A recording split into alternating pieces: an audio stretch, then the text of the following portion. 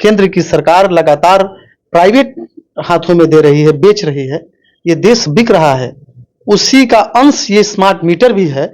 Smart meter लगाकर लोगों का जेब ढीला कर किया जा रहा है। स्मार्ट मीटर की शुरुआत आप लोगों के कार्यकाल में ही हुई थी, जब आप लोगों की सरकार थी, तो फिर आज जब सरकारें गूंगी और बहरी हो जाती हैं तो जनता सड़क पर आती है। जेपी ने कहा था कि कुर्सी खाली करो, जनता आती है। उस प्रकार का माहौल पूरे देश में बन रहा है। वो प्राइवेटाइजेशंस का विरोध करते रहे हैं। रेल बेच दिया, सेल बेच दिया, भेल बेच दिया। आप मुझसे पूछने से पहले आप गांव में जाके घूमिए जहां स्मार्ट मीटर लगाया जा चुका है। तो सरकार की तानाशाही कानून जो है, जब जनता सड़क पे आएगी तो निश्चित रूप से ये भी कानून वापस होगा। और लोकतांत्रिक व्यवस्था में लोकतंत्र की यही खूबसूरती है कि जनता अपनी आवाज सदन में नहीं सही तो सड़क पर तो रख सकती है। फिलहाल पूरे बिहार में एक ही ज्वलंत मुद्दा चल रहा है, स्मार्ट मीटर, जिसको लेकर के कल राजद के लोग बिहार में धरना प्रदर्शन विरोध प्रदर्शन करने वाले हैं। तो वहीं हमारे साथ सारण जिले के राजद के युवा प्रधान महासचिव हैं। इनसे हम बातचीत करेंगे और इनसे सवाल करेंगे कि जब ये लोग अपने शासनकाल में थे तो उस समय भी स्मार्ट मीटर लगा हुआ था, लेकिन उस वक्त इन लोगों ने विरोध नहीं किया और कल इन लोगों के द्वारा विरोध किया जा रहा है। हालांकि इसको लेकर के सारण जिला प्रशासन ने प्रेस कॉन्फ्रेंस भी किया है, स्मार्ट मीटर लगाने के लिए लोगों को सलाह भी दिया है। सबसे पहले तो आपका स्वागत है। बहुत बहुत धन्यवाद आपके दर्शकों को और आपको। कल आप लोगों के द्वारा जिले में विरोध प्रदर्शन किया जाएगा स्मार्ट मीटर को लेकर, क्या नुकसान है इससे कि आप लोग इसका विरोध प्रदर्शन कर रहे हैं? मैं आपको स्पष्ट कह दूं कि ये राष्ट्रीय जनता दल का विरोध प्रदर्शन नहीं है। राष्ट्रीय जनता दल के नेतृत्व में जनता का विरोध प्रदर्शन है। तो राष्ट्रीय जनता दल अपनी आवाज बनकर, जनता की आवाज बनकर, जब सरकारें गूंगी और बहरी हो जाती हैं तो जनता सड़क पर आती है। जेपी ने कहा था कि कुर्सी खाली करो, जनता आती है। उस प्रकार का माहौल पूरे देश में बन रहा है और जनता की आवाज और जनता के आंदोलन का नेतृत्व कल राष्ट्रीय जनता दल सभी प्रखंड मुख्यालयों पर करेगी। स्मार्ट मीटर नहीं, चीटर है के नारे के साथ। स्मार्ट मीटर की शुरुआत आप लोगों के कार्यकाल में ही हुई थी, जब आप लोगों की सरकार थी, तो फिर आज अब आप लोगों की सरकार नहीं है तो आप लोग विरोध प्रदर्शन कर रहे हैं, क्यों? ऐसा क्यों? स्मार्ट मीटर जो है अडानी लगा रहे हैं और आप एक वीडियो ऐसा दिखाइए, एक साक्ष्य दिखाइए। हमेशा से पूरे देश में राष्ट्रीय जनता दल के नेता और तमाम लोग जो हैं वो प्राइवेटाइजेशंस का विरोध करते रहे हैं। रेल बेच दिया, सेल बेच दिया, भेल बेच दिया, आप जानते होंगे। तो तमाम एजेंसियां जो सरकारी एजेंसियां हैं, जिन्हें केंद्र की सरकार लगातार प्राइवेट हाथों में दे रही है, बेच रही है, ये देश बिक रहा है, उसी का अंश ये स्मार्ट मीटर भी है। स्मार्ट मीटर लगाकर लोगों का जेब ढीला कर किया जा रहा है। जो सरकारी एजेंसियों जो इलेक्ट्रिसिटी का जो लोगों को मुहैया कराती थी, आज वो बेच दिया जा रहा है। और हमेशा से राष्ट्रीय जनता दल के नेता हमारे तेजस्वी यादव, लालू प्रसाद यादव हमेशा से इस आवाज को बुलंद करते आए हैं कि प्राइवेटाइजेशंस के खिलाफ उन्होंने आवाज को बुलंद किया है। तो ये भी प्राइवेटाइजेशन, ये भी तो वही है। तो आप कैसे कर सकते हैं स्मार्ट मीटर का विरोध? पर्टिकुलर कोई आइटम नहीं, ये देश बिक रहा है मैडम, और इस देश को बेचने से बचाने के लिए राष्ट्रीय जनता दल और उसके नेतृत्व हमेशा आगे से लड़ता रहा है। पहले जो नॉर्मल मीटर है उसमें रिचार्ज खुद से नहीं करना पड़ता था। जब मतलब बिजली बिल आता था तो लोग जाके जमा कर देते थे, ठीक है, या खुद से भी भर सकते थे। अब इसमें फायदा ये है कि खुद से ही रिचार्ज कर सकता है कोई। अगर किसी का बहुत ज्यादा दिन का बकाया राशि है तो उसको 1 साल में वो थोड़ा थोड़ा करके लेगा। तो ये तो अच्छा है ना, फिर आप लोग विरोध क्यों कर रहे हैं? आप मुझसे पूछने से पहले आप गांव में जाके घूमिए जहां स्मार्ट मीटर लगाया जा चुका है। जो व्यक्ति कल 200 में अपने घर को रोशनदान करता था, आज वो व्यक्ति कम से कम 1200 से 1500 जमा करना पड़ रहा है। रात को कब लाइट कट जाएगी इसका कोई ठीक नहीं है। जो माहौल चला है देश में, जो कारोबारी लोग, यह देश कारोबारियों के हाथ में है।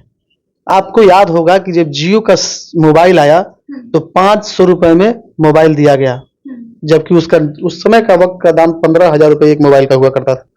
जियो की कंपनी ने लोगों को पहले एडिक्ट बनाया मोबाइल चलाने का, फ्री में बात करने का, बुरी आदतों को लगाया, और उसके बाद आज की परिस्थिति देख लीजिए। आज आप एक टाइम खाना नहीं खा सकते हैं, लेकिन मोबाइल का रिचार्ज जरूरी है, उसमें नेट जरूरी है।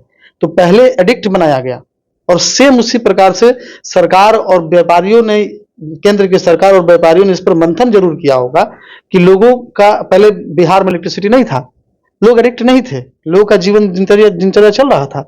लेकिन अब बिहार में ऐसा लगा कि लोग अब इलेक्ट्रिसिटी के एडिक्ट हो गए हैं, आदत पड़ चुकी है। इसके लिए आप किसी भी सूरत में पैसा वसूल सकते हैं। तो केंद्र की सरकार ने आपके जेब को बेच दिया है, आम लोगों के जेब को पूंजीपतियों के हाथों में बेच दिया है। आपकी आदतें जो हैं, अब वो आप सिर्फ मानव हैं जो चल रहे हैं, लेकिन आपकी आदतों पर, आपकी एक्टिविटी पर पूर्ण रूप से कंट्रोल पूंजीपतियों का है इस देश में। तो आप खुद बिक चुके हैं, हमें लोगों ने खरीद लिया है, और इसका खिलाफ हम लोग निश्चित रूप से करेंगे कि हम अपना जीवन, अपनी आदतें, अपनी कमाई से, अपने हिसाब से चल सकें, ना कि आप तय करें कि मैं 300-400 का रिचार्ज से मैं चलूंगा। यही आम जनमानस के साथ हो रहा है, और यहीं पे आम जनमानस का सवाल ये स्मार्ट मीटर भी हो गया है। लेकिन पहले वो लोग विरोध कर रहे हैं जो लोग साल, 2 साल, 3 साल, 4 साल से अपना बिजली बिल बकाया रखा हुआ है, वो लोग विरोध कर रहे हैं क्योंकि अब तो 1 महीना होगा, रिचार्ज खत्म हो जाएगा, दोबारा से फिर रिचार्ज करना पड़ेगा। वो लोग ज्यादा विरोध कर रहे हैं। ये इलेक्ट्रिसिटी बोर्ड के पास संविधान में कई नियम और कानून हैं। बिजली बिल बकाया रखने वाले लोग अगर विरोध कर रहे हैं, तो ऐसा नहीं कि बिजली बिल वो भरते नहीं है। लाखों लाख रुपए का वसूली होता है, जिन्होंने बकाया रखा है उसका सेटलमेंट होता है, उसके कई सारे कानून है, प्रावधान है। कानून से बढ़कर आप बिजली बिल बकाया है तो ऐसा कि सभी लोग का बिजली बिल बकाया है, तो ये सिस्टम कैसे चल रहा था? तो इसी को सुलभ बनाने के लिए सरकार ये कदम उठाई है। सुलभ बनाने के लिए सरकार कदम नहीं उठाई है। लोगों का जेब ढीला करके और पूंजीपतियों के हाथ में आपका पैसा चला जाए, इसके लिए कदम उठाया गया है, और जिसके लिए मोटी मोटी रकम जो है लोगों को दिया गया है। आप देख लीजिए, जो लोग, जो अधिकारी स्मार्ट मीटर लगाने में लगे हुए हैं, कंपनियों ने कितनी महंगी महंगी गाड़ियां उनको दी हैं, ये तो जग जाहिर है। तो उससे आपको अंदाजा लगाना चाहिए कि किस प्रकार का प्रोपेगेंडा चल रहा है इस देश में, किस प्रकार से इस देश को गुलाम बनाया जा रहा है, आर्थिक गुलामी की तरफ ये देश कैसे जा रहा है। तो इन सारा चीजों का विरोध राष्ट्रीय जनता दल और तमाम सेकुलर दल कर रहे हैं।